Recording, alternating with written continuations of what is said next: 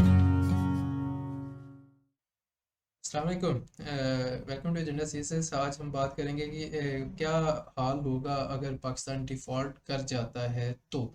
आपसे पिछली दफ़ा हमने बात की थी कि एक्सपोर्ट्स और इंपोर्ट्स कौन कौन सी हैं। आज हम उन्हीं इंपोर्ट्स एक्सपोर्ट्स में से दो तीन लेके एनालाइज करेंगे कि उनका इम्पैक्ट कितना ज़्यादा है पाकिस्तान की लाइफ के ऊपर, कि ज़िंदगी साकित होकर रह जाती है। It comes to standstill. So without further ado, let's jump into the video. अगर पाकिस्तान डिफ़ॉल्ट करता है, यानी कि पाकिस्तान के पास इतने पैसे नहीं होते कि पाकिस्तान जो चीज़ें इंपोर्ट कर रहा है उनको पे ऑफ कर सके या उनके पैसे वापस कर सके, ठीक है जी। तो दैट मीन्स कि पाकिस्तान डिफ़ॉल्ट कर जाएगा। सो इफ़ दैट हैपन्स क्या होगा। टेक्सटाइल रिलेटेड इंपोर्ट्स, हमारी हम तीन बेसिक सेक्टर्स को लेके चलते हैं। पिछली वीडियो में हमने आपको दिखाया था जी कि जो मेजर इंपोर्ट्स हैं पाकिस्तान की वो कौन कौन सी हैं। तो अगर पाकिस्तान डिफ़ॉल्ट कर जाता है तो हम लोग चीज़ें इंपोर्ट नहीं कर सकेंगे, क्योंकि उन सबको पता है भाई कि पाकिस्तान के पास डॉलर नहीं है हमें पे करने के लिए। So they will not provide us the commodities that we are demanding. So उससे क्या होगा, आइए देखते हैं। टेक्सटाइल रिलेटेड इंपोर्ट्स ना तीसरे नंबर पे आते हैं। 8% ऑफ पाकिस्तान इंपोर्ट्स हैं जी, ठीक है जी। तो अगर टेक्सटाइल रिलेटेड इंपोर्ट्स हमारी ख़त्म हो जाती हैं या फिर हमें नहीं मिलती तो उससे क्या होता है, एक्सपोर्ट ओरिएंटेड टेक्सटाइल इंडस्ट्री जो है it will be affected severely.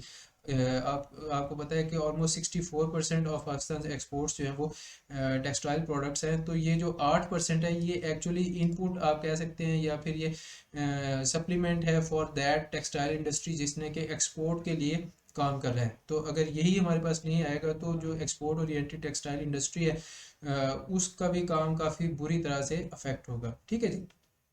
दूसरे पोर्शन पे आते हैं जी कि एग्री केमिकल्स इंपोर्ट्स जो हैं वो ऑलमोस्ट 16% है पाकिस्तान की इंपोर्ट्स के। तो अगर ये हमारे पास नहीं आती, नहीं पहुंचती, दूसरे लोग हमें प्रोवाइड नहीं करते, तो क्या होगा कि Pakistan agrarian economy will suffer on multiple fronts. तो पाकिस्तान की एग्रेरियन इकॉनमी, एग्रेरियन इकॉनमी वो होती है कि जिसकी इकोनॉमिक बेस जो है, या फिर most of its economic base is relies on the agricultural products या फिर एग्रीकल्चरल प्रोड्यूस। भाई आपने जो कॉटन लेनी है या फिर वीट है, जूट है, राइस है, इस तरह की सारी चीज़ें हैं। तो उनसे आप रॉ मटेरियल्स या फिर प्राइमरी कुछ चीज़ें एक्सट्रैक्ट करके उनके ऊपर प्रोसेसेस करते हैं, वैल्यू एडिशन करके फिर उधर से आप अपनी एक्सपोर्ट बनाते हैं। तो आपकी जो इकॉनमी की बेस है, आपकी इकॉनमी का एक बड़ा हिस्सा जो है दैट डिपेंड्स ऑन एग्रीकल्चर। सो अगर एग्री केमिकल्स की इंपोर्ट्स जो हैं वो बंद हो जाती हैं क्योंकि पाकिस्तान डिफ़ॉल्ट कर चुका हो, तो फिर उसके क्या क्या असरात हैं, यानी कि 16% of Pakistan imports will not be coming in Pakistan. तो उससे क्या क्या असरात होंगे। एक तो है जी रिड्यूस्ड प्रोडक्टिविटी। ज़ाहिर है कि एग्रेरियन इकॉनमी है, तो अगर एग्री केमिकल्स हमें नहीं मिल रहे, पेस्टिसाइड्स, हर्बिसाइड्स, वीडिसाइड्स, फर्टिलाइजर्स या दूसरे इम्प्रूव्ड सीड्स या high yielding varieties of seeds जिनको हम कहते हैं HYVs, वो अगर नहीं मिलते तो हमारी प्रोडक्टिविटी कम हो जाएगी। ज़मीन से पर एकड़ प्रोडक्टिविटी ऑफ एग्रीकल्चरल क्रॉप्स या क्रॉप्स की या एग्रीकल्चरल लैंड की जो पर एकड़ प्रोडक्टिविटी है वो कम हो जाएगी, ठीक है जी। Secondly there will be food insecurity. जब प्रोडक्टिविटी कम होगी तो जिस एक एकड़ से आप लाइक 40 मन या 50 मन चीज़ें बना रहे थे, उधर से अगर 15-20 मन निकलता है तो फिर दैट मीन्स के food they will not be enough food for all the people of Pakistan. तो फूड इनसिक्योरिटी होने लग जाएगी। Thirdly there will be food inflation. भाई जब फूड कम प्रोड्यूस होगी और उसकी डिमांड ज़्यादा होगी, क्योंकि खाने वाले तो सेम है, इनफैक्ट बढ़ रहे हैं, रोज़ाना 15,000 बच्चे जो है पाकिस्तान में जन्म लेते हैं। सो उससे क्या होगा कि फूड इन्फ्लेशन होगी, फूड की प्राइसेस जो है दे विल स्काई रॉकेट, वो आहिस्ता आहिस्ता ऊपर जाना शुरू हो जाएंगी। इस वक्त भी बहुत ज़्यादा फूड इन्फ्लेशन चल रही है, लेकिन आगे जाके मज़ीद बढ़ जाएगी, प्रिसाइजली ड्यू टू दिस के एग्री केमिकल्स जो है उनकी इम्पोर्ट्स ख़त्म होगी। फिर है जी inputs for Pakistan industries will become costlier. तो आपको पहले मैंने बताया कि एग्रेरियन इकॉनमी है, it gives the inputs for the Pakistan industries like textile industry है, उसको कॉटन वगैरह चाहिए ही चाहिए।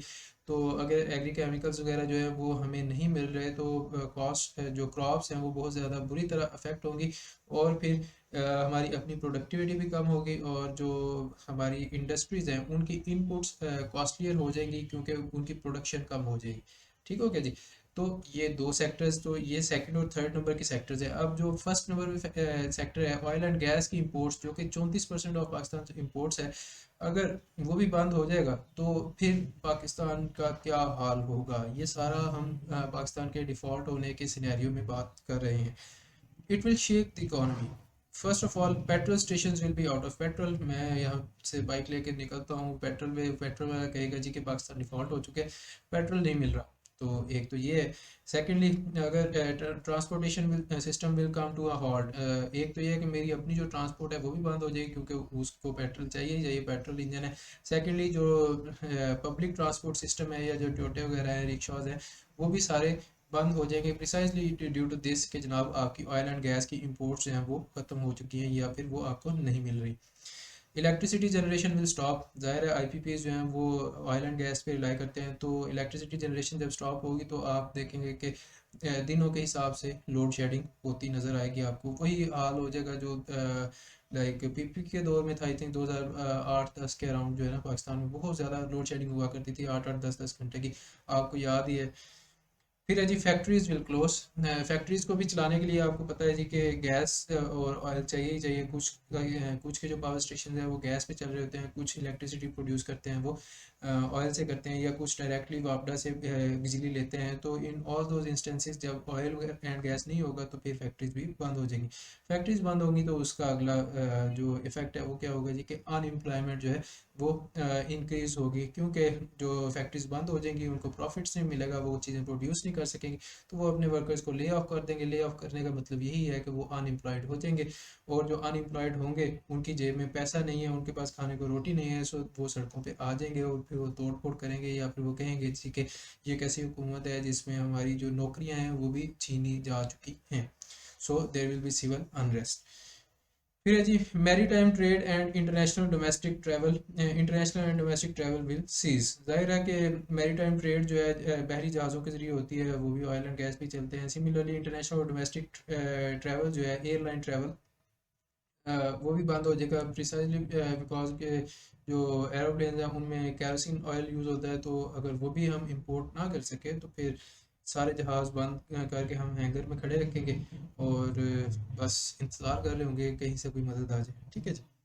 फिर जी mobile and internet communication will shut down. तो अगर कोई भी बिजली आ ही नहीं रही, कहीं पे भी नहीं आ रही, तो कितनी देर आप जनरेटर को चलाएंगे, या फिर जिन लोगों के या जिन इंस्टीट्यूट्स के इंस्टीट्यूशंस के सोलर पैनल्स नहीं है या फिर रिन्यूएबल एनर्जी के ऊपर वो रिलाई नहीं करते अपनी बिजली के लिए, वो ये वापडा वगैरह से या आईपीपीज की बिजली लेते हैं, उनका काम बंद हो जाएगा। ठीक है जी। तो इंटरनेट कम्युनिकेशन और मोबाइल वगैरह सारे आपके ऑफ हो जाएंगे, क्योंकि चार्ज भी नहीं होंगे और ना ही जो कम्युनिकेशन टावर्स हैं वो वर्क कर रहे होंगे। फिर है जी entrepreneurs will be without work. जाहिर है एंटरप्रेन्योर्स जो हैं जो कि यूट्यूब वगैरह पे काम करते हैं मेरे जैसे, या फिर अपवर्क पे काम करते हैं, फ्रीलांसर पे काम करते हैं, और फाइबर वगैरह पे हो गया या दूसरी किसी भी वेबसाइट पे काम करते हैं, ऑनलाइन वर्क वगैरह, तो वो काम के बगैर बैठे रहेंगे बेचारे, प्रिसाइजली ड्यू टू दिस के उनके पास बिजली ही नहीं होगी। बिजली नहीं होगी तो लैपटॉप चार्ज नहीं होगा, लैपटॉप चार्ज नहीं होगा तो फिर काम कैसे करेंगे। ठीक है जी। तो this is a doomsday scenario for Pakistan के, अगर पाकिस्तान डिफ़ॉल्ट कर जाता है। और ये हमने सिर्फ और सिर्फ 3 सेक्टर्स को लेके डिस्कस किया है, 3 मेजर सेक्टर्स को लेके डिस्कस किया है कि सिर्फ इनके बंद होने से पाकिस्तान के ऊपर क्या इम्पैक्ट हो जाएगा। बाकी के जो सेक्टर्स हैं आप उनके इम्पैक्ट्स अलग-अलग खुद से लिख सकते हैं। आप जितना डिटेल में उनको स्टडी करते हैं या जितना डिटेल में सेक्टर वाइज उसकी सेग्रीगेशन और ऑर्गेनाइज करके उसके पॉइंट्स लिखते हैं, उतना ज़्यादा अच्छा इम्पैक्ट होगा आपके एग्जामिनर के ऊपर। वो कुछ होगा कि जी इस बच्चे की इकोनॉमी के ऊपर बहुत अच्छी स्टडी है, सो ही डिजर्व्स बेटर मार्क्स। सो ये थी जी आज की वीडियो। उम्मीद करता हूँ आपको पसंद आई होगी। नेक्स्ट वीडियो में हम डिस्कस करेंगे कि पाकिस्तान को डिफ़ॉल्ट से बचाने के लिए या फिर बैलेंस ऑफ पेमेंट्स क्राइसिस से बचने के लिए हमें ईरानियन ऑयल यूज़ करना चाहिए या नहीं करना चाहिए। तो जुड़े रहिए, मैं आपसे मिलूंगा नेक्स्ट वीडियो में। टेक केयर, अल्लाह हाफिज़।